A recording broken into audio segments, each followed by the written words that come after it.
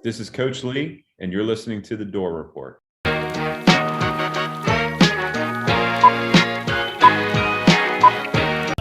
with Mr. Kaiser, and then moments ago did get an audience with.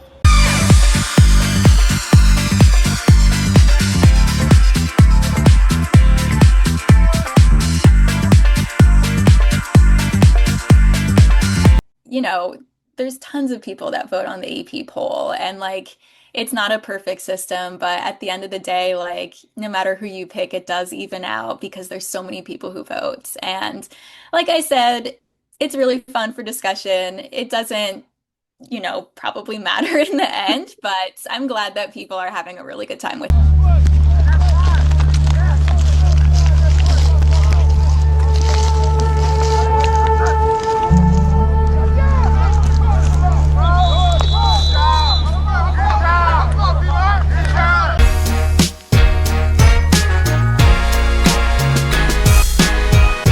Welcome back into The Door Report, and welcome into episode 332 on a lovely Tuesday evening, September 9th, 2025. I am Will Byrum, joined as always by my co-host, Trevor Hulan, a.k.a. Hack Squad Jim Duggan. Here at The Door Report, we are presented by 615 Collectibles. If you're into sports cards or sports memorabilia, check out 615 Collectibles on eBay. Items include NFL team packs, graded cards, individual cards, and more. Shipping is always fast and free. For listeners out there, they are already familiar with this ad. I was once again rocking my Roback polo during the victorious Saturday that we experienced over Virginia Tech. Exit Sandman. Exit Sandman. Right? Which one were you wearing? Because I wasn't here. I was wearing the same one I wore last same week. One. I cannot change my outfit until the doors lose. So I'll be wearing the same outfit again this Saturday when I watch. It's a great polo, again. So keep on rocking it, dude. But Roback activewear. There's only one way to describe Roback. Best fit, best feel. For those who aren't familiar with Roback, they're completely changing the game with their incredibly comfortable activewear. It's so comfy. Roback has released so many items within their newly licensed game day collection, and it's our favorite. With novel polo designs and so clean, hoodie and quarter zip designs for some of your favorite schools, go Doors. It's definitely worth checking out. Nobody else in the market is pairing these levels of custom designs with this quality of activewear. Get active. Roback's everyday shorts or their Delta performance pants are a perfect pairing as well. They are both super comfortable, have an elastic waistband just in case you need a little elasticity, and great fabric that is made to have the appearance of a nice short look, but the comfort for a day on the move. Roback has also been proudly leading the NIL charge, cha-ching, having signed partnerships with multiple college football stars, past and present, and are becoming the go-to brand for college athletes across the country, the great United States of America. You can use code VAN20, that is VAN20, no spaces, on roback.com for a generous, so generous, 20% off for all new customers That's spelled Roback, RHOBACK.com. That's 20% off all performance polos, shorts, and more with code VAN20. That is VAN20, no spaces. Hell of an ad read. You like that? The ad libs were sensational. And for those who do not have access to Will's laptop right now, I was watching what he was reading off of. I was looking at what he was reading off of. Those ad libs were not included. He was just going off the dome. Impressive. That's the TDR difference here, folks. You're not going to hear ad reads like that anywhere else. Yeah, other sponsors out there, look what you can get with the TDR difference. I mean, I'm going to sell your product. I'm going to sell the hell out of it. All right. Roback rocks. Trevor, we have locked and loaded episode 332 here. We have the Virginia Tech game recap, our 3 key takeaways, as well as a full game recap we will actually do. Well, not really full, but kind of a little bit more than we did last week with Charleston Southern. Mm-hmm. Then we have some premium message board questions related to the Virginia Tech game. Then we will go to the TDR cocktail break. Then we have the South Carolina preview. The Vanderbilt Commodores travel to Columbia, South Carolina to take on the number 11 South Carolina Gamecocks. We will have our 3 keys to the game as well as our predictions. Trevor, what a game. What a weekend for the Doors. How are we feeling? Vibe check time. Vibe check, 12 out of 10. So I got to shout out one of my younger brothers, Tanner, and his beautiful new wife, Brooklyn Hulan. I was at my brother and my new sister-in-law's wedding this Saturday. They were very, very, I know people say ban fall weddings. I partially do agree. I say ban all fall weddings, but I would always attend my brother's weddings if they're on fall. They were kind enough to have the ceremony at 5:00, knowing that the Vanderbilt kickoff was at 6:30. So I was able to watch the game after the ceremony. Vibes were electric. Absolute B2A by the doors. Vibes are through the roof right now. Although I will be totally transparent with our listeners. This episode makes me a little bit nervous. Not the recapping Virginia Tech, but the previewing South Carolina. I'm not gonna lie, guys. I'm not really sure where I'm sitting right now.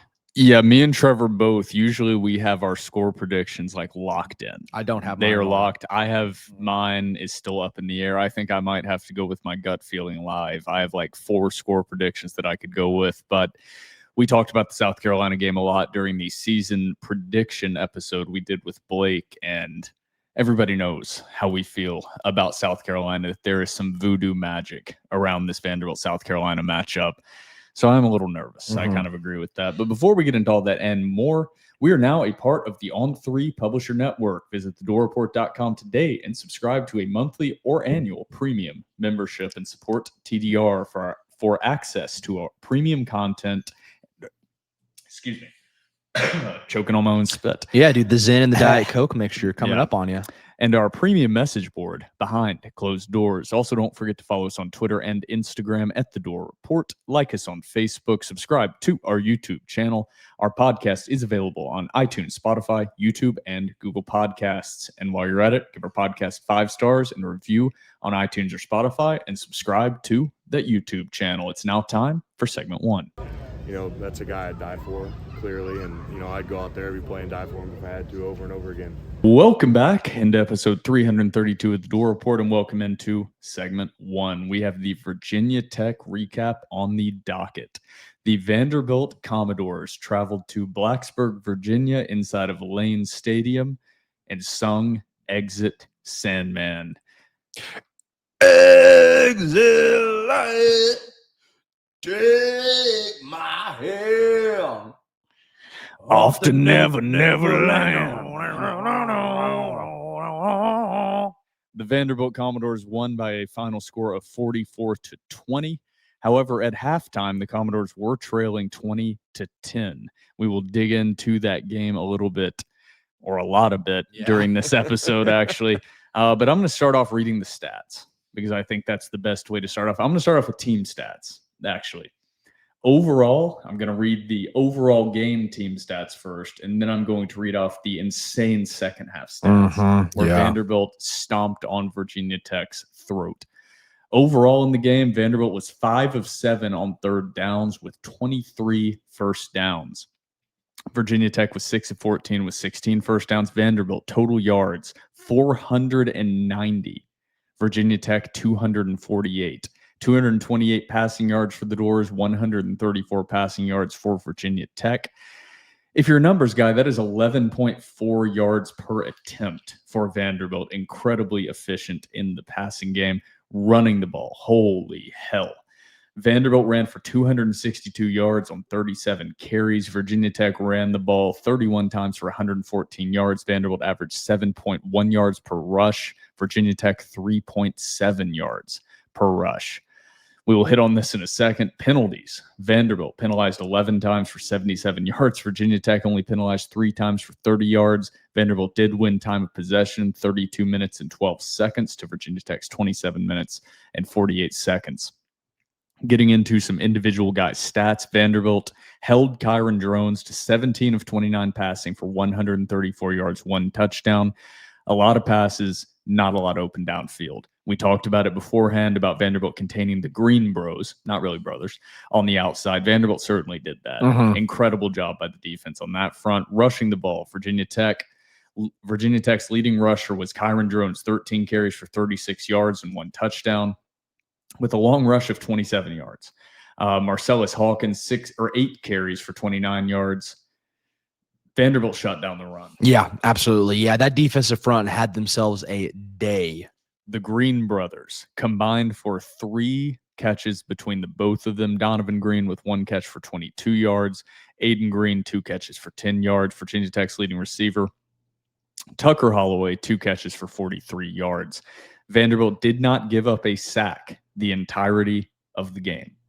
Not 1 sack. There were concerns about Vanderbilt's offensive line going up against this Virginia Tech defense, especially in pass pro. Wasn't a problem for the big uglies up front, or the big sexies. The big sexies. Once again, I want to shout myself out. A lot of people were like, ooh, I don't know about this Virginia Tech defensive line going up against this Vanderbilt offensive line. Seems like a mismatch. And I was like, guys, trust me. Trust me, daddy. Trust me, daddy. This Vanderbilt offensive line is superior. I feel validated. Also, well, you're going to get to the defense in a second, so I'll hold off on that little tidbit.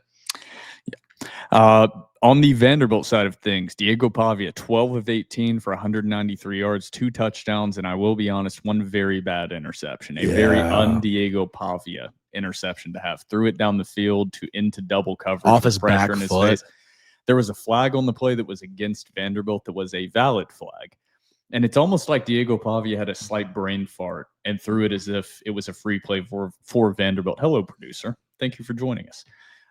Blaze Berlowitz also came in 2 for 2 for 35 yards and a touchdown. One was a beautifully designed screen pass to James L. Laster, who might be the most efficient player Vanderbilt has ever seen on their offense. Just steps in. I think he had 1 carry against Charleston Southern for 45 yards and a touchdown. Then comes in 1 reception for 35 yards and almost a touchdown. Shout out to Laster. Yeah. Running the football. MK Young, Vanderbilt's leading rusher, not in carries, but in yardage. Your boy. I feel so validated in proclaiming the truth of MK Young. MK Young, 8 carries for 95 yards and a touchdown. Great day for MK Young. Great day for all the backs. You want to talk about that? What his longest run was? It's the point that you hit on him. My boy come through in the clutch. Preacher Young. 62-yard rush for MK Young down inside the 10. Basically, the nail was already in the coffin, but that really put the nail in the coffin. For the Doors, Cedric Alexander, 10 carries for 73 yards and 2 touchdowns. Diego Pavia, 11 carries for 61 yards. Trey Richardson, 2 carries for 32 yards. Then some miscellaneous guys, Chase Gillespie, Caleb Barnett, Blaze Berlowitz with a few carries each. On the receiving side of things, not a lot of gaudy stats for the Commodores receiving the football. Spread the ball around, not a ton of passing yardage in general, exactly what you expect out of a Vanderbilt football team. Bryson Coleman tied for the leader on the team, 1 catch for 54 yards and a touchdown on a beautifully designed play by Tim Beck. Just gorgeous. Just what the doctor ordered in that game. Cut the lead from 10-0 to 10-7 right at the beginning of the second quarter. Yeah. Trey Richardson. Let me repeat it. Trey motherfucking Richardson balled out. 3 catches for 54 yards and a touchdown does not do Trey Richardson's performance justice. No. Had an incredible one-handed catch for a touchdown in the corner of the end zone, as well as an incredible catch on that same drive down the sideline. Junior Sherrill, 2 catches for 32 yards. Eli Stowers, I would say lightly utilized / Virginia Tech was very focused. Phoebe is eating your pen. I was hoping the camera would pick that up. She's going crazy. Eli Stowers was actually the team's leader in receptions. 4 catches for 29 yards and a touchdown late from Blaze Berlowitz, actually. A really nice pass from Blaze Berlowitz. James L. Laster, the 1 reception for 26 yards. Martell Height, 1 catch for 14 yards. MK Young, 1 catch for 12 yards. And Caleb Barnett, once again, utilized, 1 catch for 7 yards. Defensive side of the ball, Nick Rinaldi, SEC co-defensive player of the week, 6 total tackles, 1 sack, 2.5 tackles for loss. Also, my boy, the Sea Snake, 5 total tackles, 1 sack that basically emptied out Lane Stadium. Shot out of a cannon off the edge. Holy hell. Yeah, you saw that closing speed that I was raving about. Lordy. Marlon Sewell and Brian Longwell, both with 5 total tackles. Brian Longwell with 1 tackle for loss. Corday Sidnor had 1 sack, 1.5 tackles for loss. The Commodores put up 3 total sacks as well as 8 tackles for loss. The Vanderbilt Commodores did not punt 1 time the entirety of the game. The only time Vanderbilt did not score was due to turnovers early in the game. One was a bad Diego Pavia interception that we talked about, and then one was just a Cedric Alexander fumble. You hand it to your bell cow enough times, eventually he's going to fumble. I don't think that's a cause for concern. It just happened. I can't remember the last time Cedric Alexander fumbled the football. I'm not overly concerned by that. No, neither am I. Those are the stats. Vanderbilt wins 44-20. We have a few things we want to talk about, not directly related to the stats, but what player performances jumped out for you? Well, yeah, before we get into player performances, there are just a couple of stats that I want to bring up. I did tweet this out from the Virginia Tech game.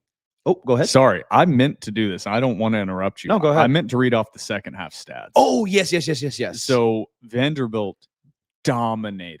If you in your sweetest dreams, you took melatonin, you have some sweet, vivid dreams, you cannot dream up a better second half of Vanderbilt football than what we saw. No, that was the best half of Vanderbilt football I think I've ever seen. And some of this is slightly skewed by one late drive, not even a drive, one late first down pickup before Vanderbilt stopped Virginia Tech on 4 downs again.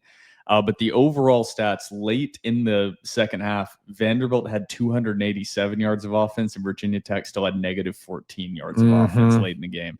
But the overall second half stats still do it justice. Vanderbilt 34, Virginia Tech nothing. Total yardage, Vanderbilt 321 to Virginia Tech's 21. Rushing attempts, Vanderbilt ran the ball 27 times for an average of 7.4 yards per carry. Virginia Tech ran the ball 10 times for an average of 0 yards per carry.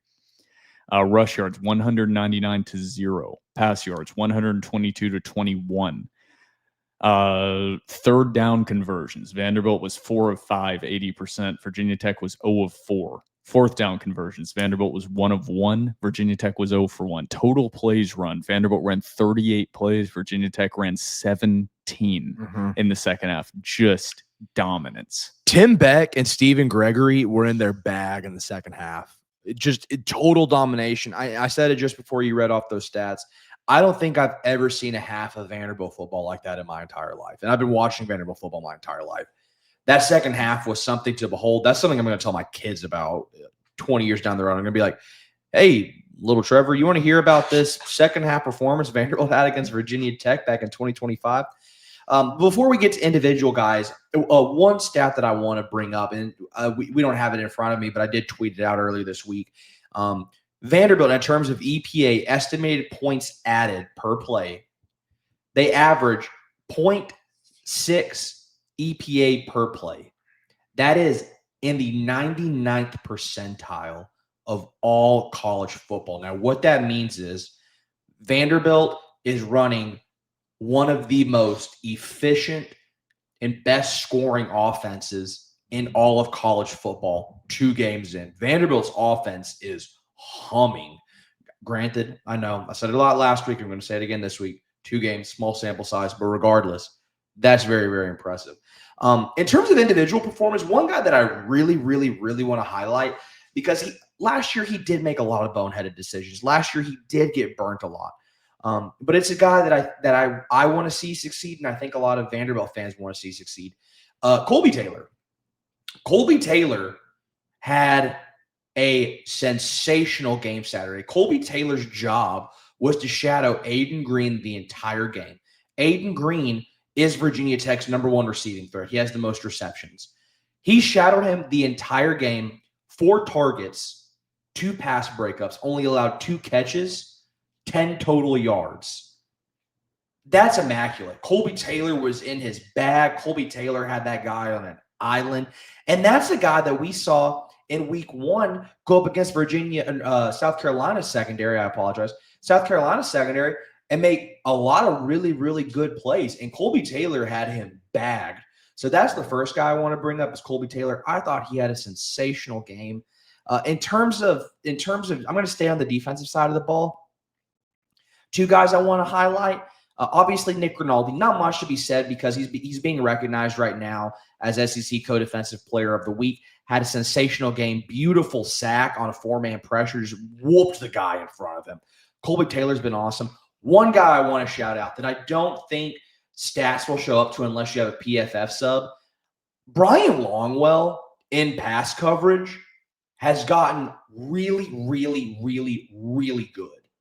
Brian Longwell has added that to his game and is becoming a incredibly as if he wasn't already a well-rounded linebacker, becoming an even more well-rounded linebacker. I think Brian Longwell is a heavy hitter, and if he can continue this in pass coverage, he's an all-SEC type guy. So I'm going to stay on the defensive side of the ball. I'm sure you want to highlight some guys on the offense, but Colby Taylor, Nick Rinaldi, and Brian Longwell, I thought had wonderful games. Yeah, I don't want to highlight too many guys because some of them are going to be my key takeaways that we're going to get to here in a sec. There is one guy that's not my key takeaways that the stats certainly do not do justice on the defensive side of the ball, and that's Zaylen Wood.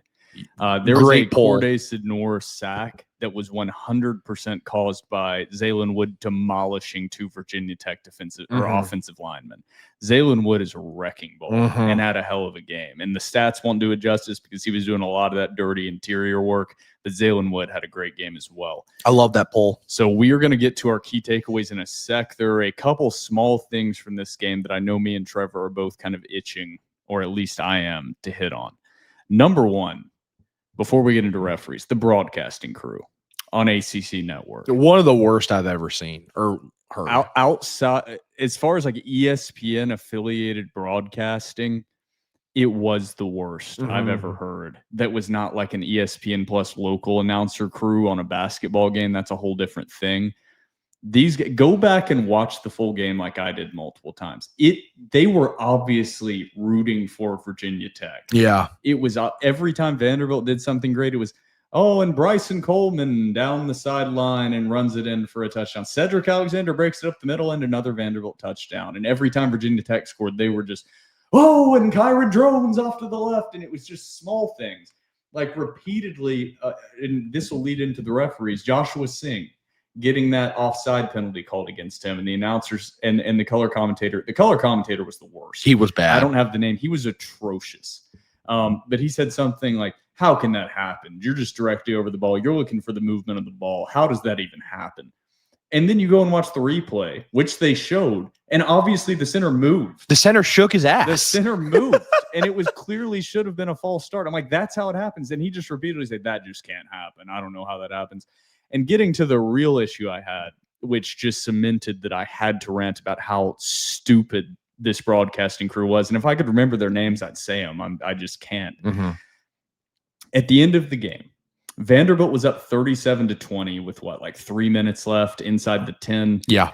Vanderbilt took out Pavia, took out their starters. They did that to prevent injury. Brent Pry continued to call his timeout, stopping the clock. It was fourth down after Brent Pry had burned all of his timeout, stopping the clock, extending the game. Vanderbilt decided on fourth down, up 17, 37-30, 37-20, inside Virginia Tech's 10. Vanderbilt decided to go for it on fourth down. Yeah, you want to call these timeouts? Watch this. A very logical decision, a logical strategic decision that without a doubt, if Brent Pry hadn't called those timeouts, Vanderbilt was just going to run out the clock. Yeah. That's what they were going to do. But Brent Pry decided to get cute and call those timeouts for some reason because maybe he knew he was going to lose his job if he lost this game, which I think that's going to be the case. We'll see how Virginia Tech's season plays out. But on fourth down, Blaze Berlowitz threw a beautiful pass to Eli Stowers while being hit under pressure. Scored a touchdown, put Vanderbilt up 43-20, eventually 44-20 after Brock Taylor hit the extra point. And the announcer, the color commentator specifically said, man, I just hate that. I know you're trying to get younger guys reps. I just hate that. Talking about running up the score. Buddy, it was a 17-point ball game between two Power 4 opponents. You obviously, Vanderbilt basically had the game won like 99.999%. But the only way Virginia Tech can possibly come back in that game with no timeouts is to block a field goal and return it for a touchdown. And a field goal does not even extend the game to a 3-touchdown game. It extends it from 17 to 20 points, which is kind of useless. It makes complete and utter sense to go for it in that situation. Also, if you are taking that perspective on two Power 4 teams playing each other, we are Vanderbilt fans. We've watched Vanderbilt our whole life. Very fucking rarely have I seen an SEC team not just stomp on Vanderbilt, dance, make fun of them. Then these boys supposed to be SEC? And you're going to take that in a 17-point ball game that Vanderbilt is, quote, running up the score That's ridiculous, man. This Mhm. isn't fucking middle school football. Mhm. Grow up. If you have that mentality, and I saw some Vanderbilt fans even complaining about that. Not one time as a Vanderbilt fan have I ever complained about a team running up the score. Mm. If you don't want them to score, fucking Stop it. That's what I was going to say. If We you are don't want not- them to score, stop it. This is not middle or high school football. Grow up. Uh-huh. Grow up. It's different as well. Maybe if it's an FCS program, but most of the time you're not really attempting to not run up the score. You just put in your subs to prevent injury. These are college football players. These guys are being paid like professional athletes. Shut up. Yeah. If you have that mentality, then me and you are just wired differently. If I was on a team getting my ass kicked, I'm not going to complain about them running up the score. I'm going to be like, damn, we're getting our ass kicked. Yeah, you lost the game a long time ago, bud. That wasn't a deciding factor. It's just a ridiculous from fans to even have that mindset, but much less a color commentator going across on ACC network and saying that is just ridiculous in Bush League. And whoever that guy was, I'm shocked he's affiliated with ESPN, much less affiliated with a main network and didn't call their primetime ACC network game. What a joke. Yeah, and let's not forget the fact that last year going into the game, Virginia Tech was calling Diego Pavia like a poor man's Trace McSorley. So let's put everything into context. These are the best of the best athletes from wherever they came from in the world. Let them play. Let them play. And I totally agree. That's what I was going to say too. If you don't like it, stop them. You don't like it, stop them. Get a stop on fourth down. Don't let them score. Yeah, I just have to keep reiterating this isn't middle school or high school football. I just have to keep reiterating that. It's a whole different thing that we are discussing here. It's not lack of sportsmanship to be continuing to run your offense up 17 points in the fourth quarter. That's ridiculous. Especially for a team like Vanderbilt that they have said they have national title hopes. And whenever you have these AP, which, and I'm sure we'll get into this, these AP voters who don't really watch football, but really just watch the box score. They look at the box score at the end of the night.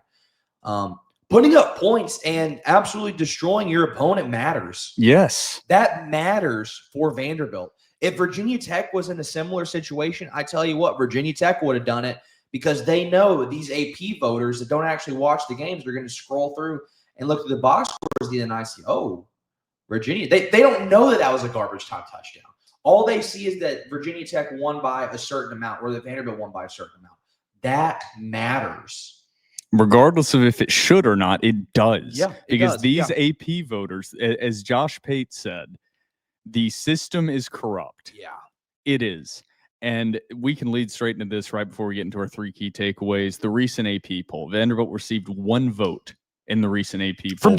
Some dude from Minnesota. Nose ball. Nose I'm going to get ball Randy knower. Johnson. I'm Randy, giving yep. him a name shout out because I'm also going to shout out other people in a negative light. So the positive light gets shouted. I'm not even upset actually that I guess I still had some guys of the AP being a legitimate poll before this season. I'm not even most upset about Vanderbilt not being ranked. I can kind of understand that to some extent, even though there's some logical fallacies in that with South Carolina jumping up after barely beating Virginia Tech on a neutral site. And then Vanderbilt can't jump into the top 25 after obliterating them, at least in the second half on the road. There are definitely some fallacies there, but the biggest issue that every college football fan should have is what's being done to USF by some of these voters. Multiple voters, I tweeted this, still have Florida ranked and ahead of USF after USF went into the swamp and beat Florida. And guess who Florida's week 1 game was against? An FCS program. What logic can you possibly use? A USF team, maybe overrated Boise State, but a USF team with 2 top 25 wins already. And you have Florida who they just beat ahead of them.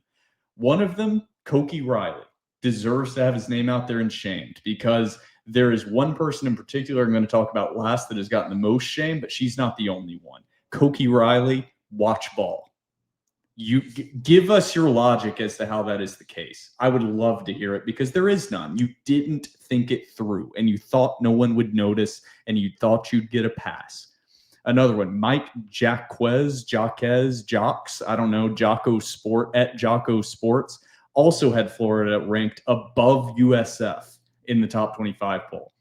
And then the most absurd one. I mean, the entire ballot was so stupid. It was like someone that just put names on a list and didn't even watch a single game on Saturday. Haley Sawyer, who has now made her account private on Twitter because she was getting hate for her ballot. Justifiably so. This is not a case of people hating, oh, it's a woman in sports. No, she screwed up and then did not hold herself accountable and belittled the AP poll of which she is a voter in, belittled it. Haley Sawyer moved Florida up 2 spots after losing to USF and did not rank USF. That is one of the 62 AP poll voters. Are you kidding me? People, there are tens of thousands of people that would kill to do this for free. And you can't even take the time to look through some box scores before you submit your ballot. What a joke. And she had a response where somebody actually asked her about it. And I quote tweeted it. And I'm going to play that audio because I think it just deserves to be played. Because this was her response to moving Florida up 2 spots after losing to USF and keeping USF unranked. Here's what my votes are and what my process is. I wake up early in the morning after covering a game late in the night before. Don't want to go too much into my process or logic, but I will say I appreciate everybody's interaction on social media and all of your feedback. There's tons of people that vote on the AP poll, and it's not a perfect system, but at the end of the day, no matter who you pick, it does even out because there's so many people who vote. And like I said, it's really fun for discussion. It doesn't, probably matter in the end, but I'm glad that people are having a really good time with it. Here's my issue with this is all of these big J journos, if you go to their Twitter account, all of them, every single one of them, I would bet, would have in their bio that they are an AP top 25 voter. And none of them, I'm sure there are some of them, but most of them do not care to put in the time or the effort into properly ranking teams and properly analyze these teams. It's really just a status symbol. And it's like you said, the frustrating thing is there are hundreds of thousands of people that would do that job for free. And you just take it as a status symbol. You're like, yeah, no big deal. And also to act like it doesn't matter is that's the thing that bothers me the most. No, this does matter. This does matter. It matters for fans. It matters for recruiting. It matters for TV ratings. It matters for NIL funds. I get it. At the end of the day, it really is just an arbitrary number smacked by some team's name. But to act like it doesn't matter is legitimately insane. And that's not even talking about what it means for the fans. So, let's just take us, for example. Last year, Vanderbilt was ranked number 25 in the nation. Who really cares? 25, not that big of a deal. But to us, to Vanderbilt fans, that means something. So to act like it's just some who cares? It's just some fun poll. Just make your own poll every Sunday and tweet it out. Don't vote in the AP. It's that simple. If it's not that big of a deal, make your own poll. Don't actually put forth a ballot that is going to be nationally recognized by not just TV syndicates, but by the NCAA. It's crazy to me. To act like this doesn't matter and that AP ballots and polls don't matter is bonkers to me. It makes no sense. There are a few things I want to say. There is one tweet that I had bookmarked from Jake Butt, who is a Big Ten Network color analyst, as well as has a podcast, the Blueprint podcast. Just want to make sure I shout him out because I like this tweet a lot. In response to what she said, he quote tweeted and said, "It absolutely 100% without a doubt matters. There's no thinking otherwise. It matters. Ranking shape perspective. Perspective/perception shapes narrative. Narrative absolutely matters in subjective committee pick based system. Indefensible to say it doesn't matter in the end." Yeah. There's so many things about this that are just wrong. But the biggest part is I'm going to use that quote. It's really fun for discussion. It probably doesn't matter in the end. I'm going to use that discussion next time I screw up on a report at work when my boss is mad. I'm going to say, listen, Brandon, it's really fun for discussion.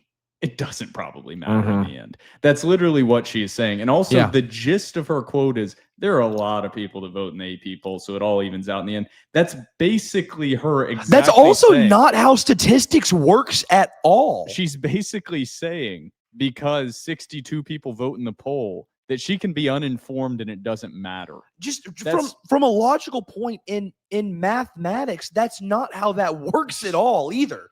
And this is a math game. It's 110% a math game. You average out and see where everybody has everybody, and that's where you rank it.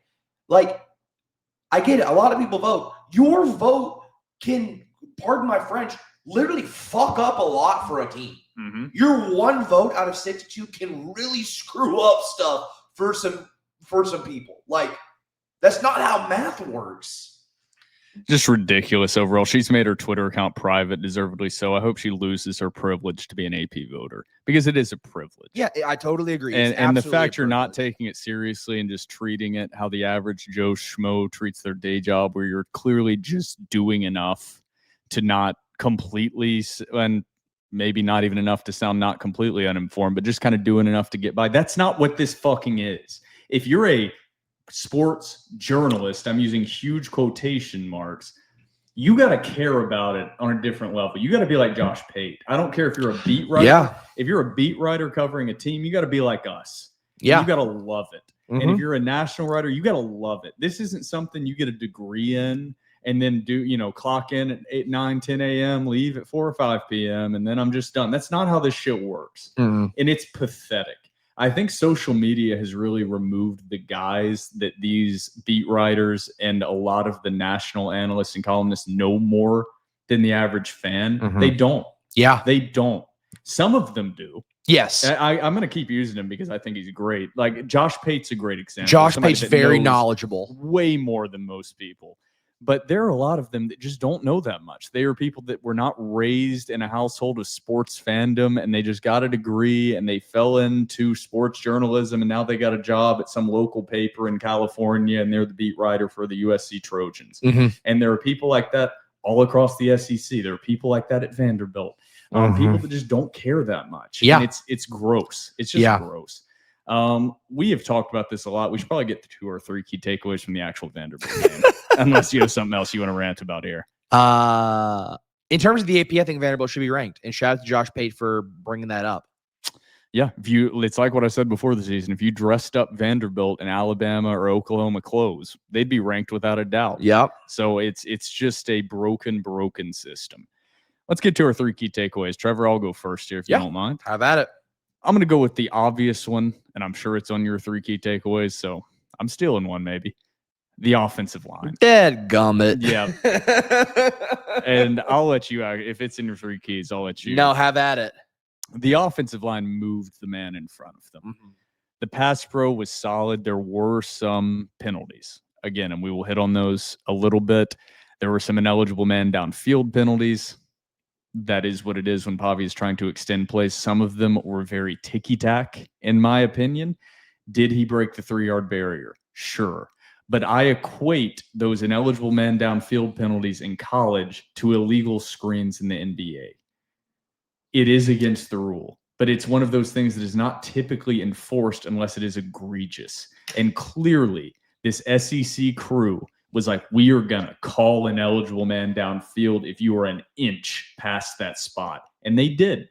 And they did it against Vanderbilt. I'll say that, even though Virginia Tech runs a lot of those things, sure didn't find any against them. Maybe they just played perfectly the whole game. Who knows? Maybe like they didn't have a single face mask, even though there's a really obvious one right in front of a referee.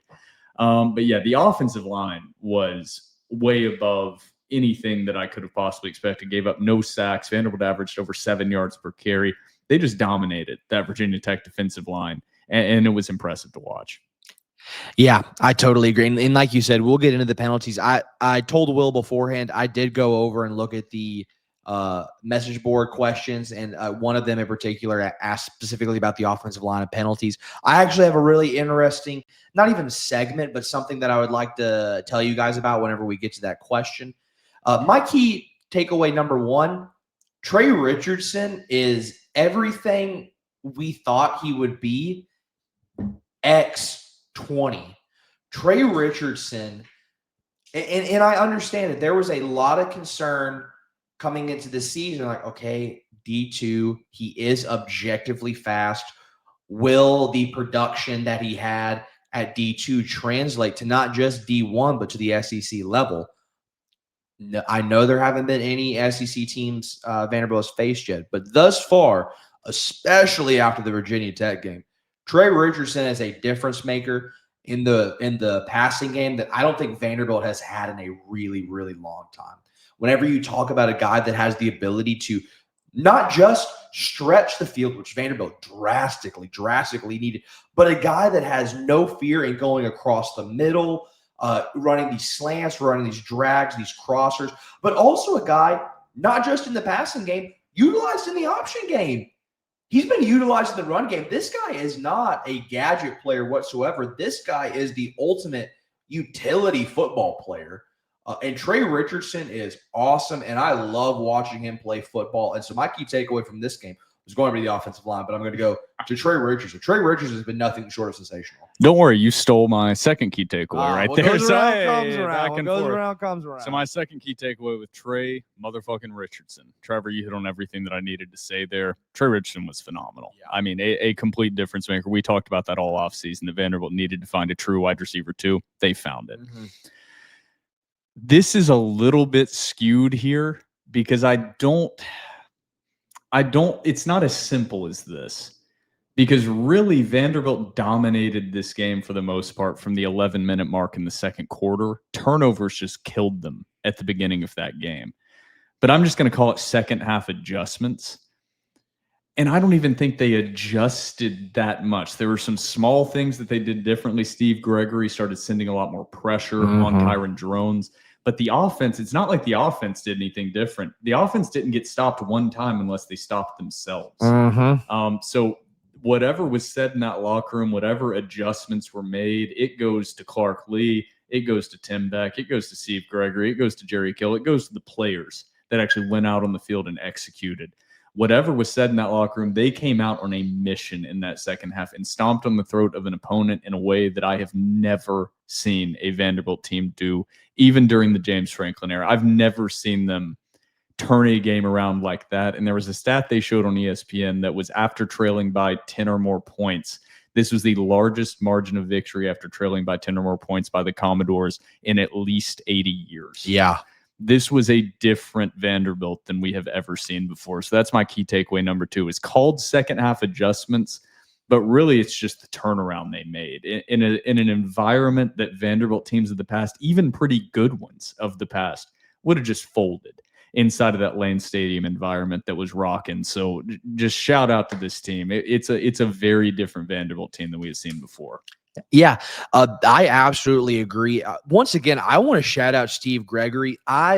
His defensive philosophy, once again, I hate that I keep saying this, but small sample size, 2 games. His defensive philosophy, from what we've seen from Clark Lee, is really different in terms of how they want to utilize pressure and blitzing. Clark Lee wanted to bring forward, drop 8, play the cover. Steve Gregory is, I'm going to let my nuts hang. And if they burn us, they burn us. If they don't, we're going to get to your quarterback. I love the way Steve Gregory calls the defense. It's aggressive. It's fast. I love it. Now, I'm sort of piggybacking off your first key takeaway in terms of the offensive line. But not only did the offensive line block well, the running backs toted the pill. Shout out to Seti. Shout out to MK Young. Shout out to Diego Pavia as well. Sensational run game. Something that I harped on going into the season and something that you harped on as well. I said I want to see Vanderbilt average 4, 5, 6 yards a carry because statistically speaking, that is going to give you an advantage and keep you ahead of the change. You wanted to see explosive plays. Vanderbilt finally got an explosive play. Their longest rushing attempt in 2 years. I thought the running backs had a wonderful game. Cedric Alexander continues to be nothing short of consistent. I love what MK Young brings. And, man, shout out to Lassiter. I thought that week 1 you'd only see Lassiter in blowouts, and maybe you could say that you really only saw him this past weekend in a blowout. He's got some jitterbug speed that we haven't seen out of Vanderbilt back since Keyshawn Vaughn. I think Lassiter is actually paving a way for him to see serious snaps during real meaningful ball games. I think Vanderbilt's got a really talented backfield. Yeah, I don't think Gloucester's really going to see the field much with the three-headed monster they have. I mean, AJ Newberry barely saw the field. But that's what I'm saying. Like, Lassiter has gotten more snaps than Newberry thus far through the season. Lassiter has not seen the field in any actual playing time. The Vanderbilt's not leading by at least 3 scores. I think Lassiter, what he's done is he's actually going to fight for carries in the future for this backfield. Maybe not this season, but in the future. And I think clearly the backfield is still 1 Seti, 2 MK Young, 3 Newberry, 4 Gillespie. I think I would put Lassiter over Gillespie. I agree with the top 3, though, where AJ separates himself as his receiving ability. It's just, here's my thing. I don't know how you keep that type of speed off the field. Even though he's small, you've seen it with Caleb Barnett. I don't know how you keep that speed off the field. We'll see. We will see. My third takeaway of the game, since you took Trey Richardson, this is not going to be a positive. Well, I don't know if it's negative, but it's just going to be penalties and mental errors cannot happen moving forward.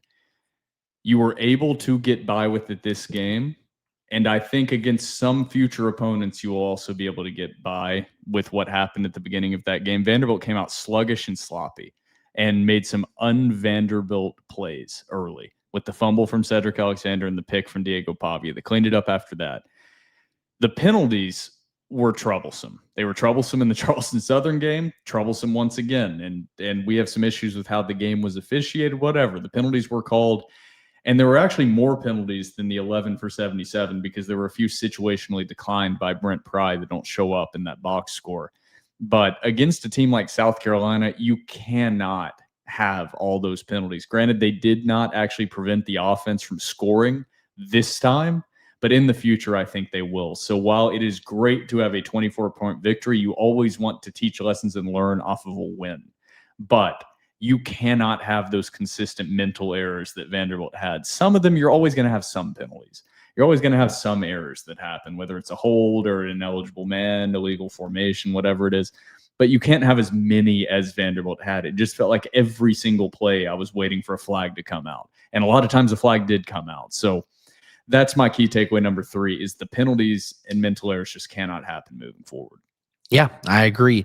My key takeaway number 3, highlighting another guy once again. Martell Height is the most athletic Vanderbilt player I've ever seen in my life. And I stand by that. I think he was absolutely locked down on defense, was an island at cornerback, continues to show incredible versatility on offense. We know the weapon he is in the special teams game. Martell Height, every time I see him on the field, it is an absolute pleasure to watch. And I'll stand by that. I think he's the most athletic Vanderbilt football player I've ever seen in my life. Yeah, Martell Height had that one stop that kind of set the tone in the second half where a Virginia Tech receiver caught the ball really close to the first down marker on 3rd down. Martell Height came up and laid the boom and did not let him get an extra inch. And Virginia Tech and Brent Pry, God bless him, punted from 4th and an inch on about the 35 or 40-yard line. And that was a ridiculous call by Brent Pry that you don't sneak Kyron Drones in that situation and just say, if we don't get this first down, we don't deserve it. The fact they punted there is cowardly. But those are our 3 key takeaways. Anything else you want to add before we go to the related premium message board questions? Because I'm sure we have quite a few. Nope, nothing from that game. All right. We're going to go to the related to the Virginia Tech premium message board questions as my screen refreshes. First up, from Unabridged, says, it's hard to complain about too much from Saturday, but what is causing these offensive line penalties? Way too many holdings and procedural penalties. What can we do to fix these? And so this is what I was hinting at. I know a former SEC official who actually called some big time games I'm going to respect his wishes. He wants to remain anonymous, but I asked him, I was like, hey, if you have free time before Tuesday, can you go back and I'm going to send you some plays that I want you to review. And I just want your expertise on this. Would you have called this? What did you think about this? Was this ticky-tacky? Was it warranted? So on and so forth. So I sent him a couple of penalties from the Vanderbilt Virginia Tech game. In terms, and we'll get into this, in terms of the ineligible man downfield stuff, He gave me a pretty politically correct answer that there's a 3-yard wall that you cannot burst, and the interior offensive lineman burst that 3-yard wall. So by the letter of the law, once again, I said politically correct. So by the letter of the law, once again, that is a warranted flag. However, I know you have a take on this. I also have a take on this. If you guys understand how RPOs work, I get it. You can't continue to have ineligible man downfield penalties. But if you know how an RPO works, the offensive linemen do not know if they are running or passing. I don't think people realize that. So they have to advance like Vanderbilt's running the ball, even if Diego Pavia keeps it and wants to pass it. They don't know. So that's a really tricky way to navigate. And I know you have some thoughts on how ineligible men downfield are called as well. Yeah, I already ranted about that and yeah. gave my NBA analogy. I jumped the gun a little bit on that one. But yeah. But no, I agree. In terms of the holding, specifically with Isaiah Glass, there was one where Vanderbilt did a little inside zone, inside like the B gap, and Isaiah Glass was on a double team. Isaiah Glass was called for a hold. And what this former official says, myself nor anybody on my crew would have called that. He said the only argument that I could see being made for this being a holding was there was a hook.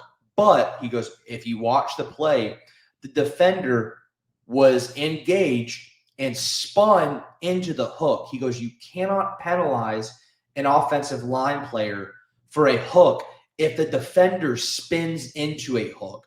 He says, I think that was really ticky-tacky. I wouldn't have called that. I don't know anybody on my former crews that would have called that. And he really highlighted, he thought Isaiah Glass kind of got picked on by the officials. Yeah, there were. I don't want to make it sound like every penalty was Vandy getting yeah, screwed totally over. Agree. Like no, Isaiah you're Glass not. did have one to where it was legitimately a hold. There were a few. Hello, meowing loudly. There were some that were penalties. It just felt like the officials had a microscope or a magnifying glass on Vanderbilt. And it felt like they were letting a lot go on the Virginia Tech side. And even the thing like reviewing Trey Richardson's touchdown that was clearly a catch for an extended period of time. It just felt, if you were just looking at it, I know this wasn't the case. It felt like that crew had an agenda. Mm-hmm. And it was to keep Virginia Tech in the game and have them win, even though it was an SEC crew. Mm-hmm. And I don't know why that was, but it felt that way. Even the spots, there was a sequence, I think, in the second quarter where it felt like every spot for Vanderbilt was a half yard shorter than it actually was, where the ref couldn't tell his left foot from his right foot. Yeah. It was just a lot of bad officiating. And it's weird that the SEC just never references horrific officiating for the most part. No. The ACC, or it was the Big 12 did. But the SEC doesn't, and that was kind of atrocious. Getting to World's Strongest Vandy fan says, if we ever play a game on the ACC network again, it'll be too soon. That was the absolute worst production commentary. You name it, it sucked. Camera couldn't follow plays. They almost missed Coleman's touchdown. The announcers wouldn't get the turkey phallus out of their mouths. I thought SEC bias against us was bad. This was another level of incompetent. At least when I have to listen to Rogers drone on and on the production, the production is still quality. This was awful across the board. Once we went up by 10, there was zero excitement. That's what I said. Yeah. It reminded me of listening to the Alabama radio broadcast when we beat them. The bias was so insane and embarrassing. I think my TV 30 and the College Sports South, I'm dating myself with those two, had better production and quality announcers. I agree. Yeah. Also, gonna need all the SETI haters stripped down and take the walk of shame through Vandyville. Same to all the ones here who pissed and moaned about wide receiver additions. Bet y'all retweeted that Trey Richardson touchdown catch. Receipts. I love it. That's I kind of hitting on love what it. we talked about. This is once again hitting on the AP poll stuff, but I'll read it for him. 615 Doris said, I'm not someone who's overly concerned with the current AP rankings, but I can't help but notice that Vandy gets little to no recognition from AP voters. However, if we were to finish the season 9-3, what are your thoughts on the likelihood of Vandy missing the playoffs based on voters' preconceived notions for this team? 9-3 with Vanderbilt's schedule, I don't think the committee could keep him out. And I think it's also important to remember that whenever we get to that point, it's not the AP voters, it's the committee. But like that tweet says, the AP voters do influence the committee and how their preconceived notions. With Vanderbilt's strength of schedule, I don't think at 9-3 you could keep him out. And if you did, I think there would be a lot of talking heads saying that this is a travesty. Yeah, I think when I hear 9-3, especially with a team like Vanderbilt's schedule, a lot of it comes down to how the rest of college football shakes out. Like a lot of it comes down to that for me. So I can't really say either way. I would have to see how the rest of college football shakes out to know what 9-3. Also, there are different versions of 9-3 Yeah. as well. So that's a little hard to say right now. I just have to see how the rest of the teams stack up. Like I don't think South Carolina deserved to get in last year at 9-3. No. I just don't think so. Let's see what else we got. If from Kodak Black and Gold said if Vandy beats South Carolina and is 5-0 going into Bama, what would your updated record predictions be? I'll say 10-2 because I think that's obviously really, really good. I'll also add the caveat. I don't think there's going to be any SEC team with 0 or 1. I think every SEC team is going to have at least 2 losses this year. The SEC this year is a bloodbath. Yep. I would say the last half of the schedule is the tough half of the schedule. I would probably bump it up to 8-4/9-3. I would have to see. I still don't know that much about Missouri and Auburn, even after the first couple of weeks. I think they both look a little better than maybe I would have expected, but it's still really early and really small sample size.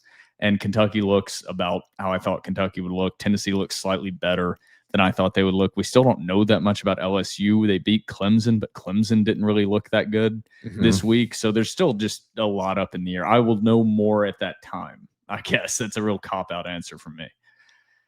From Denver Door says, are the cornerbacks that good, or is Virginia Tech's passing attack that bad? I feel like not hearing about Colby Taylor, Martell Height, etc. throughout the game is music to my ears. I think it could be a combination of both. I don't think Kyron Drones, and it's not that I don't think, I know Kyron Drones is not an efficient passer.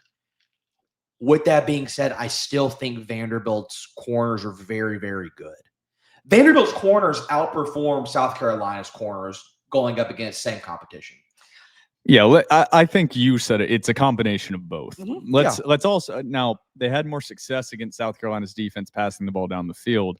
Let's not forget Kyron Drones went 15 of 35 against South Carolina's secondary. So Kyron Drones is just not an efficient passer. No. He has all the physical tools, and you keep hearing about Kyron Drones, who's going to be so good. And I've watched a lot of Virginia Tech. He's just not that good. Yeah. He's a very talented guy that just doesn't see the field well and doesn't feel pressure very well. I don't know. And his internal clock is bad. Yeah, and he doesn't throw a very catchable, accurate ball consistently. He'll show flashes, but that's all you get is flashes, and those drive you crazy as a fan. We know that as Vanderbilt fans. He feels very Joe Milton-esque. In some ways, yes. Ezra Chris Magnon says, what lessons did we learn from the Virginia Tech game about how we play, and what key ways can we apply that to the South Carolina game? We kind of talked about that, but we'll talk about it more in the preview as well. Yeah, good question. We'll talk about that more in the preview. Yeah, good question. I think we won't answer that right now. What did you see from Steve Gregory's play calls in the second half? This is from G Barks 24. Shout out Boston George. Shout out Boston Said, George. felt like it's been years since we've seen a Vanderbilt defense, play that aggressively, and it was a breath of fresh air, especially that delayed safety blitz. You can tell that he's a Matt Patricia disciple because he is aggressive on defense, and I love it. But that's what I saw. As I saw a defensive coordinator that trusted his guys, trusted his secondary, and just let the dogs loose. Sorry, I'm trying to figure out which one of these I should read after the South Carolina preview and which one's before. No, you're fine. All right. Yet another door lawyer says, obligatory. Who has it better than the Doors?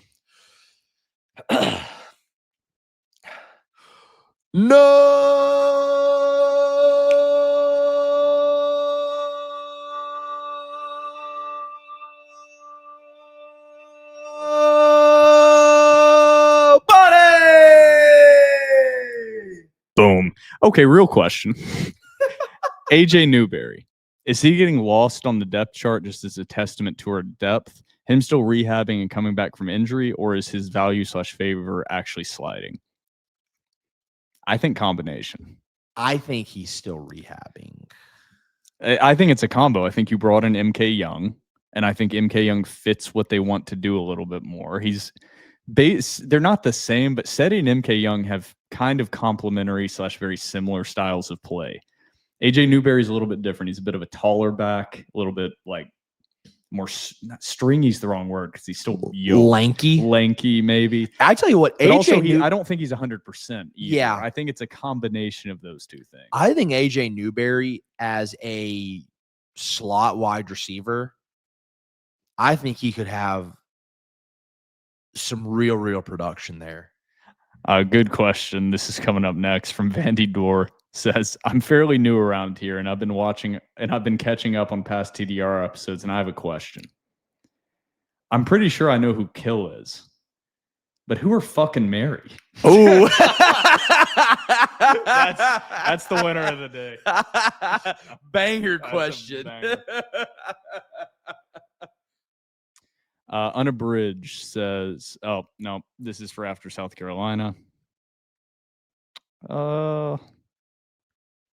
Keep going. These are South Carolina questions. South Carolina question. All right, I think let me keep talking. I got to read these. Yeah.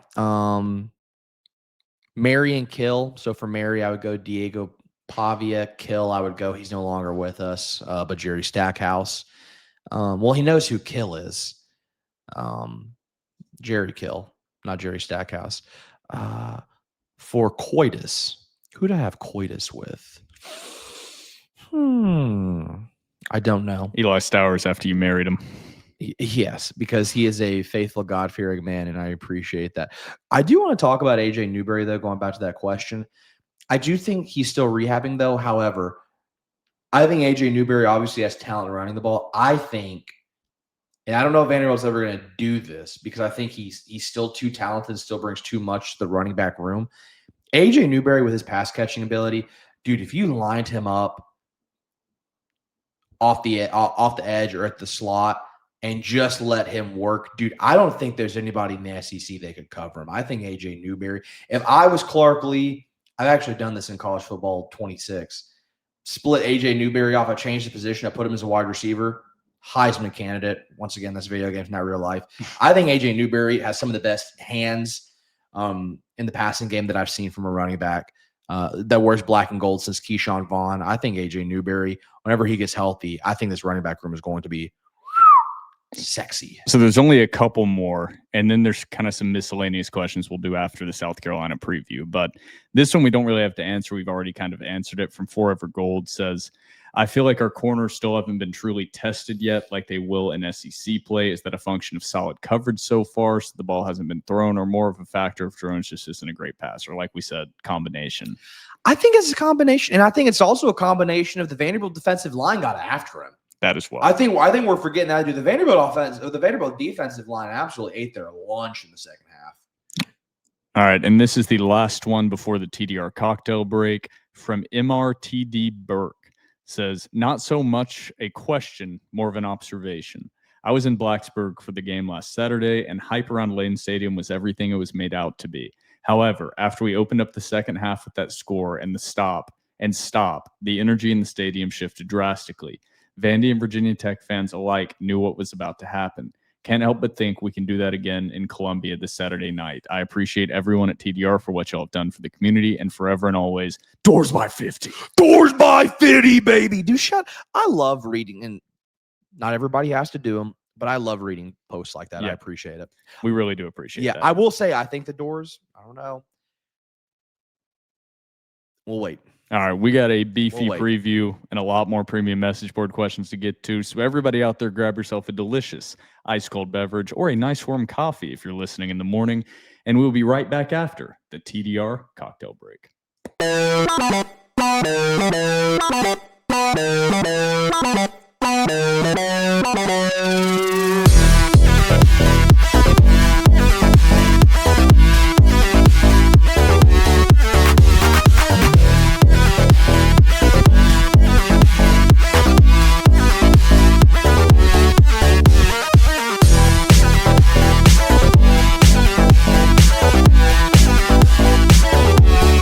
Welcome back into episode 332 of the Door Report, and welcome in to segment 2. Welcome back from the TDR cocktail break.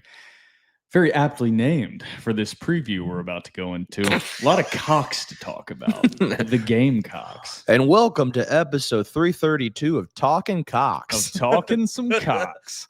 of the Cock Of Report. the Cock Report. Now we got something. All right, Vanderbilt. That's what we're going to name our After Dark Patreon, the Cock Report. $5 a month for premium content. For premium cock content. Premium content. Vanderbilt travels on the road to take on number 11 South Carolina in Williams-Brice Stadium in Columbia, South Carolina. That game will be at 6:45 p.m. on the SEC Network. Vanderbilt started out as a plus 6.5 point underdog. I believe that line has moved to plus 5.5. In some places, it's plus 3.5 since it opened. So money coming in on Vanderbilt from the public last year, as we all remember, probably the biggest blowout Vanderbilt had all season last year. Vanderbilt lost to South Carolina at home 28-7. Vanderbilt and South Carolina, as everyone listening to this probably knows, Vanderbilt and South Carolina have a common opponent in week 3. They both have played Virginia Tech. Both teams came out victorious, both in very different ways, to be honest. South Carolina won 24-11, in big part to special teams fireworks, a punt return touchdown. South Carolina is 2-0 after beating South Carolina State 38-10 last week. So both teams 2-0, one ranked number 11 in the country, one unranked. Both with victories over Virginia Tech. South Carolina's was on a neutral site. Vanderbilt was on the road, and both have dominated. Really, Vanderbilt dominated a lot more their FCS opponent, but South Carolina's ranked number 11. Vanderbilt's unranked because the system's corrupt. It doesn't make any sense. It's not a merit-based system. No, it's not a body of work. Merit-based. It's not a body of work. It's not. It's a predictive system in a lot of ways. Well, it's not even predictive. It's whatever logo you're wearing on the side of your helmet. Yep. That's what it is. Whatever That's what it logo's is. on the side of your helmet. 100%. That's why Boise State was ranked number 25 in the country to start the year. Yep. Because that's pretty much the only G5 school most of these dumbasses have heard of is Boise State. Yep. So they're like, oh, number 25, even though they lost everything on their fucking roster, we're ranking them number 25. Yep. Whoa, USF beat Boise State. That's crazy. Yeah. I didn't hammer that gambling line because it was one of the most obvious fucking things in the world if you actually pay attention, but whatever. Yeah. USF has maybe one of the most electric quarterbacks in the nation. And he didn't even play in the Byrum first. Brown Didn't even play in the first half. I don't know. As one of the best young offensive minds in all of college football, and Alex Galesh. Let's go Boise State because they won that one game against Oklahoma. The little just thing you just casually tossed in about Byrum Brown, about Alex Galesh. I would love to know how many AP voters have even heard of that guy. And you just casually throw it in. It's like, oh yeah, just one of the great young offensive minds. Yeah. I bet 80% of them, because there are some good ones. I don't want to throw the baby out with the bathwater here. There are some really good AP voters that know what they're doing. Phoebe is going berserk. Yeah, she's hyped up for this preview. We don't need to keep talking about AP. But big matchup for Vanderbilt. It was a huge matchup last week. We're going to get to our 3 keys, but Trevor, you have done a lot of preview work on South Carolina. So I'm just going to name off some key players that most people have heard of. Lenoris Sellers, he's the star of South Carolina, the quarterback, getting, whether it's due or undue, whatever you want to call it, he's getting a lot of national hype. And he is a true first-round NFL quarterback prospect, likely top 10 NFL quarterback prospect, because NFL teams have not learned their lesson and just love investing in athletic, cannon of arm projects. And they almost never work out. Josh Allen is the exception, not the rule. There are a lot more Anthony Richardsons than Josh Allen's out there. Nick Harbor, incredibly talented wide receiver from South Carolina, definitely the best wide receiver that Vanderbilt has faced this year. South Carolina has a really good defensive line, really solid defensive line. You can correct me where I'm wrong in any of this. Really solid defensive line, really strong linebacking group. Okay. We'll get into it. I don't think they have a strong defensive line. Okay. getting to Rajul Faison has actually not been South Carolina's bell cow back, like I think a lot of people expected. It's really been Oscar Attaway III. He has 21 carries for 80 yards on the season. Faison, is that him getting back into rhythm as they were maybe giving him more second and third team reps as his pending eligibility was going on? Yeah, I don't know. He just hasn't been as heavily utilized. I just expected him to be the guy. I did as State, well. And he has 12 carries on the whole season, 12 for 61. Lenore Sellers, 21 carries for 48 yards on the season. Nick Harbor, really their passing game just doesn't have a lot of great stats. Nick Harbor, 3 catches for 83 yards, but that really doesn't do him job. 88 yards, 99 yards, 3 catches for 99 yards. My bad. I'm blind. He's very talented. He is very, very talented. Trevor, you can talk through the rest of it. Dylan Stewart is very talented for South Carolina on the defensive side of the ball. I just wanted to throw that name out there. Absolutely. So, big analytics nerd, looked at PFF, looked at game on paper. College Football Nerds does not update their website until after week 4, so I'm still waiting on them. But nonetheless, a little rundown on South Carolina. In terms of their offense, and we went over this before, and I don't think you knew this. South Carolina, you would think, oh, they've won their games. Their offense must be good. 24 points, 38 points. South Carolina, this was fascinating to me. In both games, has only scored 17 offensive points. You heard that correctly. In the Virginia Tech game and in the South Carolina State game, their offense has only scored 17 points. The rest of that has come from defense and special teams. Special teams, namely 2 punt returns and Vicari Swain. I'm always butchering that. 2 punt returns. That guy is absolutely lethal. We'll get into him later when we get into our 3 keys to the game. In terms of South Carolina's offense, their best runner, according to Pro Football Focus, is actually Lenore Sellers. He has a rushing grade of 73. Howell and Attaway, both Howell 70, Attaway 69.5. I still think those guys are very, very dangerous. Analytics don't always tell the entire story. In terms of South Carolina's offensive line, after the Virginia Tech game, a lot of people watched that. It's like, ooh, is Virginia Tech's defensive line good? Is South Carolina's offensive line bad? Is it a mixture of both? Probably, maybe a little bit of both. In pass blocking, the South Carolina offensive line has an average, according to PFF, of a grade 78. In run blocking, it gets even worse. Pro Football Focus has their offensive line graded at a 61.1 for run blocking. Not good. We're going to stay on the offensive side of the ball, get to the defensive second. What I find most interesting, under pressure, Lenore Sellers has a Pro Football Focus passer grade under pressure of 28.9. Overall grade, including rushing, 39.6. When Lenore Sellers is under pressure, he is bad. Very, very, very bad. Let's switch over to the defensive side of things. Their secondary isn't great. They're missing a lot of guys. They have a lot of injuries back there. But really, I want to stick to the defensive line for their pass rush. South Carolina last year had an absolutely lethal pass rush. Lost a lot of those guys to the draft. Obviously, Dylan Stewart is still there. Dylan Stewart is an absolute weapon and somebody that Vanderbilt needs to key in on. But overall, South Carolina does not have a pass rusher. This isn't even their average defensive line pass rush grading. They do not have a pass rusher with a PFF grade higher than 73.7. Wow. Their average pass rush grade is in the mid-60s. That is cause for concern. That's even with somebody like Dylan Stewart. Now, on the defense, I think somebody that we all know, Dylan Stewart. I think Vanderbilt really needs to highlight Browlow Dindy, that edge rusher. I think he's really lethal in the pass rush game. And so that's what I have for South Carolina. Head coach Shane Beamer. I absolutely hate him. I can't stand him. He annoys the hell out of me.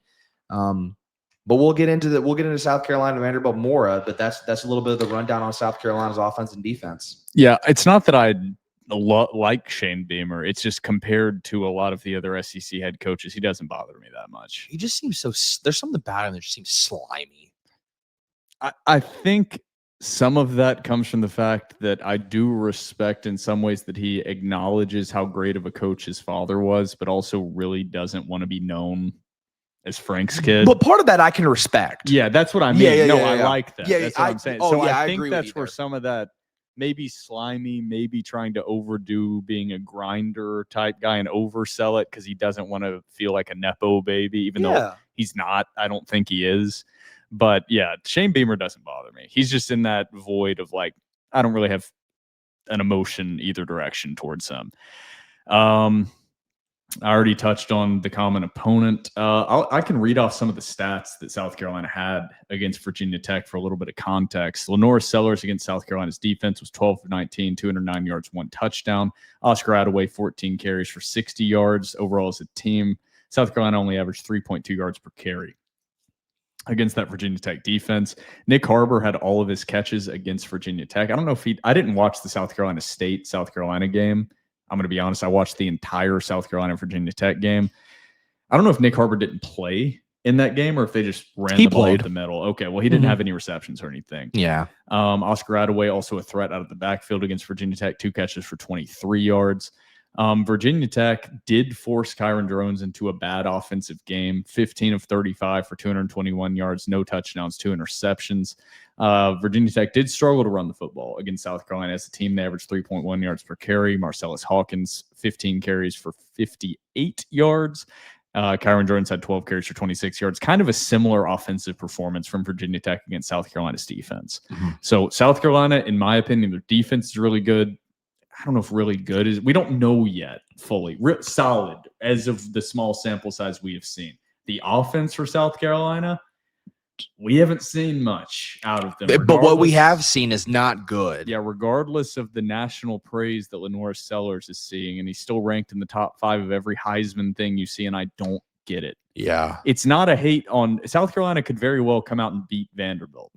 That still doesn't change my opinion on Lenora Sellers. There's a difference in a NFL draft prospect and a college football Heisman candidate. Yeah. What has Lenora Sellers possibly done that puts him up in the category of a Heisman contender? They look at his body composition That's and say, it. that's a football player. Yeah, It's that simple. And he's very talented. Yeah. I'm not taking away from that, but what he has done so far, he's still very raw. Has issues in decision making. You brought up the passing grade he had under pressure. Struggles against pressure, struggles with quick decision making. He's still learning inside of that offense. Very raw player, but very, very talented. And mobile quarterbacks are Vanderbilt's kryptonite typically. So, you want to get into our 3 keys to the game? Because I think that'll lead us into most of our talking points here. Yeah, I'll let you go first. Yeah, because I stole one from you in the takeaway. Yeah. My first one, and this might sound very boring, but I think for this game, it's absolutely paramount, is Vanderbilt has to win the battle on special teams, particularly if Vanderbilt has to punt. Do not let Vicari Swain field it. He already has 2 punt returns for touchdowns, one which won them the game against Virginia Tech. Do not let him field the ball. Do not let him catch it. Do not let him return it because he will burn you. That's my key number 1. If you can limit him, I think Vanderbilt has a chance to win this ball game, as silly as that sounds. So mine is kind of a basic one, but I'm going to dig into a couple stats alongside it. It's going to be play clean football. What Vanderbilt did against Virginia Tech, in my opinion, is not going to work against South Carolina if you go down early. I will not put anything past this team based on what I've seen with Vanderbilt, but team rankings, who I really like to reference, especially later in the season, they only keep track of FBS versus FBS opponents. So Vanderbilt and South Carolina both have played an FCS opponent. So this is literally just comparing Vanderbilt and South Carolina, what they did against Virginia Tech, their common opponent. Both Vanderbilt and South Carolina, Vanderbilt only passed the ball 35% of plays against South Carolina. South Carolina only passed the ball 38% of the time. So they both like to run the football a lot. Vanderbilt had a lot more success on the Virginia Tech defense, but I think in this game, even more so than the Virginia Tech game, possessions are paramount. Possessions are gold. You cannot throw away possessions with turnovers, and I think South Carolina's defense is better than Virginia Tech, so those penalties, those 5-yard ineligible man downfield, those can kill drives against South Carolina, where Vanderbilt was able to bounce back against South Carolina or against Virginia Tech. That doesn't mean that Vanderbilt's not going to have a turnover here, a turnover there. We talked about it before the season. There's no way you can match the turnover production that Vanderbilt had last season. It's impossible. You're just not going to have 7 total team turnovers again. That was incredible what they did last year. But you can't have 2 in the first 20 minutes of gameplay. Mhm. That cannot happen. South Carolina is going to jump all over that inside of Williams-Brice. So play cleaner football. It's not going to be perfect, but limit the penalties and limit the turnovers. And if you do turn the ball over, you got to force some on the other side. Yeah, I totally agree. My key number 2, once again, as basic as ever, this could be a key to any game that Vanderbilt plays, no matter the opponent. Vanderbilt's got to get pressure on Lenora Sellers. I'm actually going to take away the exact same key I had last week for Virginia Tech in terms of the edge for Vanderbilt. The edge rusher and the razor cannot over pursue and create a bubble around Lenora Sellers, because that gives him the ability to escape left, right, or up the middle. Vanderbilt's edge and razors are going to have to keep Lenora Sellers in front of them at all times. Do not over pursue. Do not allow running lanes to be created. If you can do that, keep him in front of you, allow some linebackers and allow that interior to collapse. Get him under pressure. The stats show under pressure, he crumbles. That's the key for Vanderbilt in this game. I only had 3 written down, and my key number 2 was contain Lenora Sellers. And that's I'm not shitting on yours. It was mine too. No, But yeah. it's a very obvious one the when most- you have yeah. a highly touted quarterback coming in, but same exact thing Yeah. you said. You can say that for any opponent You- Vanderbilt plays the rest of the season. Yeah, but specifically with like Lenoris and Kyron Drones, is you have to get pressure on them, but you can't give them running lanes or they're going to capitalize all day. So I'm actually going to use the one that I used a lot last year, but I'm going to say win time of possession. I think I'll throw that in instead of just copying your key to the game number 2. Both these teams prioritize possessing the ball. It's similar to Virginia Tech. They both have running quarterbacks. They don't run the same offense Vanderbilt does. Nobody does. But they run a lot of the read option stuff, a lot of RPOs, a lot of quick hitter stuff, and then look to hit over the top once you kind of come down into the box a little bit more with your safety. So, yeah, Vanderbilt's got to win time of possession, possess the ball, keep South Carolina's defense on the field, and keep Vanderbilt's defense off the field and fresh. Yeah, easy peasy. Easier said than done. Way easier said than done. Easier said than done. My key number 3, I'm going to go to the offensive line. I'm going to specifically highlight the tackles. Oh, all right, Don, are we? I'm just going quick and strong tackle. I'm going quick and strong tackle. Glass and Henderson. Dylan Stewart is going to switch both sides. He's going to come from the left. He's going to come from the right. The tackles are going to have to be comfortable working on an island against Dylan Stewart and contain him and not allow him to create pressure on Diego. I think the offensive line as a whole obviously has to play well, but I'm going to highlight strong and quick tackle. Glass and Henderson, they're going to have really, really good games working on an island against Stewart. Yeah, mine was going to be offensive line, and it was actually going to be mostly on the interior. Like Chase Mitchell. There we go. Yeah. Chase Mitchell had an outstanding game. We need to see that again. The running lanes that offensive line opened up, a Mack truck could have run through. Like there were some of the credit, a good amount of the credit should go to the running backs for hitting those holes, finishing runs. But there were a few of those holes where me and Trevor could have picked up 5 to 10 yards on those runs. The offensive line was opening up gaping holes through the A, B, C, and C gaps. So yeah, kind of the same thing that you said there. I mean, I think the keys are relatively obvious. I'll tack on to that with offensive line play in pass pro. I think Vanderbilt's going to need a couple of those big down the field plays that we saw against Virginia Tech. The offensive line needs to hold up in pass pro. I was just going to say offensive line as a whole, but we need to see a couple of those big plays down the field, like you saw to Trey Richardson, like you saw to Bryson Coleman. Vanderbilt's going to need those. And I need to see some more involvement with Eli Stowers. Now, I will say, I think some of the production I don't want to take away is Trey Richardson.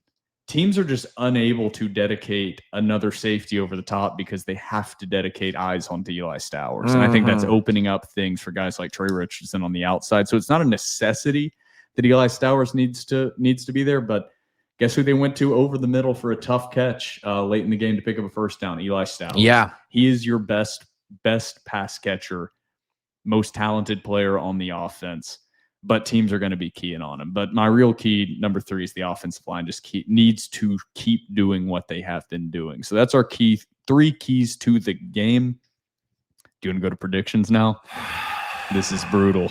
I don't. But do you want me to go first, or do you want to go first? you can go first. This is a tough one for me. Before the season began, I said I could predict Vanderbilt to win every game except for one, and that one would be South Carolina. Based on what I have seen specifically last week against Virginia Tech, you're going to have to hold me at gunpoint to pick against the boys based on how they bounced back inside of Lane Stadium. I don't care if I'm wrong. Until they show me otherwise, I am not picking against the Doors in this game. They have shown me something that I truly never thought I would see on a Vanderbilt football team. I'm going in a slugfest, a run the ball, all out scrimmage, line of scrimmage war. I'm going Vanderbilt 27, South Carolina 24. I think Brock Taylor makes the difference in the end with a late field goal. Vanderbilt moves to 3-0 with two very winnable games on the horizon before they take on the Alabama Crimson Tide. Vanderbilt beats South Carolina 27-24. I want to predict a Vanderbilt win so badly. I want to predict a Vanderbilt win so badly, but it's been 16 years and Vanderbilt has trotted out teams that are more talented than certain South Carolina teams and still piss down their leg. And I've said it before and I'll say it again. I think that Vanderbilt could trot out an all-pro NFL team. Vanderbilt could dress the Philadelphia Eagles in Vanderbilt uniforms, and they could trot out the White House Pee Wee football team in South Carolina uniforms, and that South Carolina team would somehow still win. But there is something inside of me that will not let me go. There's something about this Vanderbilt team that has taken a hold of me, and it just draws me in closer and closer and closer. And I know that Vanderbilt is going into a hostile night game at Williams-Brice Stadium. Sandstorm will be pumping. There's going to be 105 Gamecocks on that sideline. But you know what? I got 105 hungry dogs on my sideline. Give me the Doors. You can beat the Doors 16 times in a row. You can't beat them 17. Nobody beats the Doors 17 times in a row. Give me the Doors 31-21. Doors on top till I die.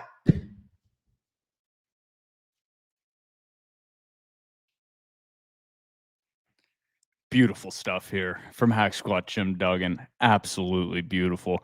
I knew he wasn't picking against the boys. I knew it in my heart of hearts. You all knew it in your heart of hearts. I can't do it. I can't forsake the boys. I can't turn my back on the boys. I do agree with that beginning of that statement. We talked about it a lot. I don't think I would have picked Vanderbilt to beat South Carolina if Vanderbilt would have come out and beat Virginia Tech 24-21. And kind of when they get up 10-3 early, kind of hold the lead, goes back and forth, and Vanderbilt comes out with a hard-fought victory. I saw something different in that second half than I've ever seen from a Vanderbilt team. And until I see something different in the opposite direction, you're simply not going to have me pick against Vanderbilt right now. Also, I forgot to do this coming out of the TDR cocktail break. If you will notice, we have a new addition to the table here. A gorgeous new Vanderbilt with the Turner's Heroes sticker on the back. I want to shout out, as I'm completely blanking on the gentleman's name, Dan Scott sent us this. Thank you so much for this. Thank you, Dan. I completely forgot to thank him early in the episode and then forgot to do it again after the TDR cocktail break. Thank you, Dan. We really do appreciate this. This is absolutely awesome. Gorgeous. Thank you. But let's get to premium message board questions before we close it out here. There are a few that are kind of general / relate to the South Carolina game. That was beautiful. Got a little red in the face there after a long ass day for old Trevor over here. Your boy Cooper says, how confident are you guys that the defense translates into SEC play? I love what I've seen so far, but I can't help but wonder if the secondary is truly taking a leap or if they will start getting exposed as it becomes harder to get consistent pressure. Not trying to be a wet blanket. I love this team and all I've seen. Just having nightmares of the last 16 years against South Carolina and how bad they've looked against Heupel's offense. 7.5 confidence that it'll translate to SEC play. Yeah, I think the defense is better than Yeah. it was last year. I think they are improved. I think worst case is what we talked about before the season, that they move from being really kind of a bad defense to worst case being really average across the country, and they've exceeded those expectations so far by a lot. For me, they look faster. They look stronger. They do. Steve Gregory really has it dialed up and is locking it in. So I'm decently confident it will translate. Also, the quarterback play in the SEC as far as passing is concerned. Outside of Nussmeier, Aguilar looks really good early. There's just not a lot of incredibly efficient and talented passers in the SEC or in college football in general, to me. In the SEC. I mean, the most efficient is Diego Pavia. Yeah. Highest graded according to PFF. Yeah. But just generally, I don't think you're going to run into those incredibly dominant passing attacks. Yeah, So- you're not going to run into like a Matt Stafford again. But I don't think South Carolina is the offensive line to look at and say it's going to be way harder to get pressure. I mean, maybe they can step up, but they really struggled with Virginia Tech's front, and Vanderbilt did not really struggle with Virginia Tech's front. EA Door says, where's the TDR watch party for USC Junior? I will be watching with my parents, so we will not be hosting a watch party. I also watch every away game with my parents as well. VU Daniel says, prop bet time against SC. Will Pavia throw for 250 yards, over or under? 250? Yeah, I'm taking the under on that. I'm taking the under as well. Pavia rushing yards, 75 or more. Over. Over on that for me as well. Pavia, 2 or more throwing TDs. Over. I'm going to say push. Pavia rushing TDs, 2 or more. Under. Under. Richardson's TDs, 2 or more. Under. Under for me as well. Stowers receiving TDs, 1.5. I'll go over. I'm going under on that. D-line, 2 or more sacks. 2 or more, so we'll set the line at 2. That's 2 or more. We're setting it at 2. Push. Yeah, I'm going to say more. Secondary, over under 0.5 interceptions. Over. I'm going over as well. Taylor, 1.5 or over under 1 or more made field goals of 48 plus yards. Over. I'm going to say push if it's 1. All right. I like that question a lot. That's nice. That's a great question. If we, from Arlen says, if we beat USC Junior, who or what unit is most likely to get the game ball? Defensive line. Yeah. Mm-hmm. Defensive line. I was going to say defensive or offensive line. So, yeah, we're on the same page on that one. From Friedis Boss says, how big of a difference is there between a day game and a night game at Williams-Brice Stadium? I feel like we're walking into a hornet's nest. Beamer's coaching for his job this week. I don't think Beamer's coaching for his job this week. I don't think he is either. I disagree with that. Yeah, I don't. wholeheartedly. Yeah, I think he's probably on the coolest seat in the SEC. Yeah, outside of Clark Lee. Outside of Clark Lee, he's on one of the coolest seats in all of America. Yeah, a night game's tougher. For Night sure. game's tough. Yeah, definitely. Night game anywhere is tougher. But yeah, Beamer's got the coolest seat out there. Yeah, I don't think he's coaching for his job this week. I think at the all. only person that might have a cooler seat than him and Clark Lee is Kirby Smart. Yeah, maybe Heupel as well. Yeah, yeah. From the Common Man's Commodore 95 says, Dearest Mother, on Saturday, beneath a watchful moon, our column encountered a wild beast. The men called a Hokie, the largest turkey known to man. Its size and strange hold upon calling for the arrival of the Sandman gave brief alarm, yet it was met with brutality by the Commodores, and order was restored with glorious conclusion. We marched southward to the Devil's Quarters in the sweltering clime of Columbia, South Carolina, to slay a monstrous fowl whose supporters call a gamecock, a mascot that seems I don't know what the asterisks are, emblem, and leaves one to question A those. dick emblem? Yeah, I don't know. Cock emblem? It's 5. It's 5 letters. That's what I'm confused Huh. about. And leaves one to question those who rally for its banner. Yet meet it we shall, and by God's grace we shall conquer and prevail, in parentheses, ale. Anchor down, Admiral C. I just had to read that. Banger. Getting to some more like random questions. These are not directly related to South Carolina. I think we've kind of said everything we can about South Carolina. We're not too deep enough in the season where we can have these truly like extremely logical conversations about what we've seen. A lot of it's still a guessing game. Yeah, most of these teams we've seen play one FBS program or and a lot of in one Power 4 program maybe.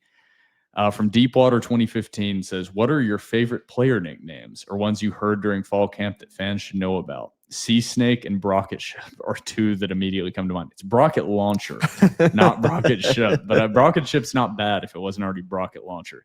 Sea Snake is my favorite. I mean, Piston Pavi is the best. The Preacher. Dude, Preacher Young bangs. White Boy Rich. White Boy Rich goes crazy. I saw somebody call Trey Richardson, call him Juice Richardson. I love that.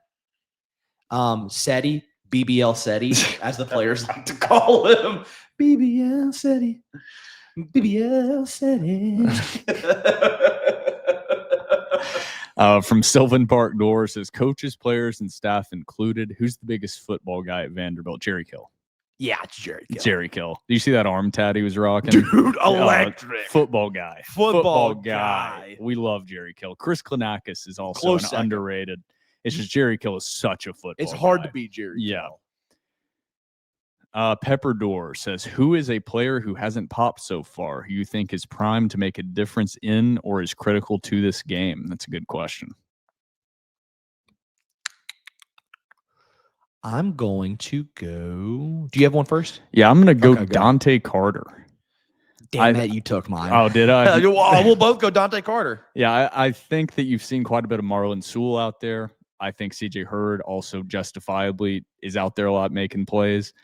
I think Marlon Sewell in this game in particular, what he brings to the field is a lot of intangible leadership. He's a team captain, but I don't think he's as talented in pass coverage. I think with the athletes that South Carolina has on the outside, Dante Carter's going to need to be more utilized, and I think this is the game he could make a big play. Give me a runner-up. I'll go Linus Zunk. Mm. I'll go Linus. Could also throw in like Zaylen Wood because we haven't Yeah. fully seen. He did have the one sack against Charleston Southern, but he didn't really, even though he did a lot of the dirty work, we didn't see him pop a lot during the Virginia Tech game, even though in my eyes he did.